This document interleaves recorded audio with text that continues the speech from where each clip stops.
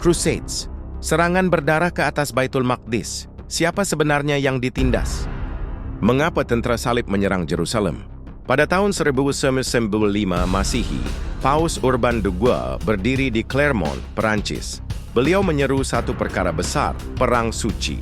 Tujuannya, kata beliau, membebaskan Baitul Maqdis dari tangan orang kafir dan menyelamatkan umat Kristen Timur yang tertindas oleh Muslim. Lalu berduyun-duyun kesatria Eropa, petani, raja dan rakyat menyahut seruan itu. Mereka datang dengan panji salib dan darah pun mula mengalir. Dakwaan penindasan oleh kerajaan Islam.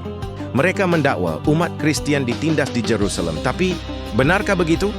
Kerajaan Fatimiyah, Syiah Ismailiyah, telah memerintah Jerusalem sebelum 1998 Masihi. Kebanyakan masa, Kristen dan Yahudi dilindungi sebagai Ahlul Kitab. Al-Hakim bi Amrillah pernah robohkan gereja Holy Sepulchre pada 1909 Masihi. Tapi pengganti beliau, Al-Zahir, membenarkan pembinaan semula gereja dan ziarah diteruskan. Kerajaan Seljuk, Sunni, merampas Jerusalem dari Fatimiyah sekitar 1073 Masihi. Pada waktu itu, berlakunya gangguan terhadap jemaah Kristen dan peningkatan cukai ziarah. Tapi ini bukan dasar rasmi, hanya kes tempatan. Ramai Kristen Timur hidup aman dalam wilayah Islam. Retorik paus dan konspirasi kuasa. Paus Urban II menggunakan peristiwa ini untuk menyatukan dunia Katolik dan menyaingi Empire Byzantine Orthodox. Penindasan dijadikan alasan suci, walau realitinya kompleks. Kata sejarawan Thomas S. Bridge, retorik agama digunakan tetapi keinginan kuasa dan tanah adalah motif sebenar. Penawanan Jerusalem, 15 Julai 1909 Masihi. Selepas pengepungan selama lebih 5 minggu, tentara salib berjaya menawan Jerusalem. Dan ketika itu, sejarah berdarah pun bermula. Siapa dibunuh? Semua. Muslim dibunuh beramai-ramai dalam Masjid Al-Aqsa dan seluruh kota.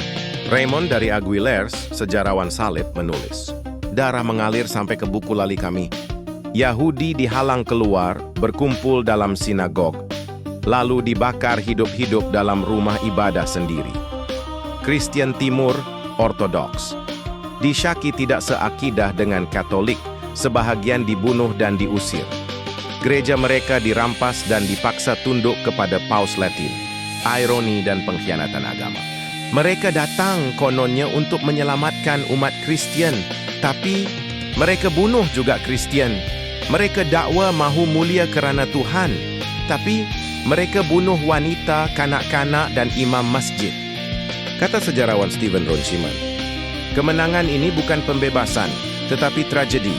Tentera salib membunuh semua, tanpa membezakan antara kawan dan musuh.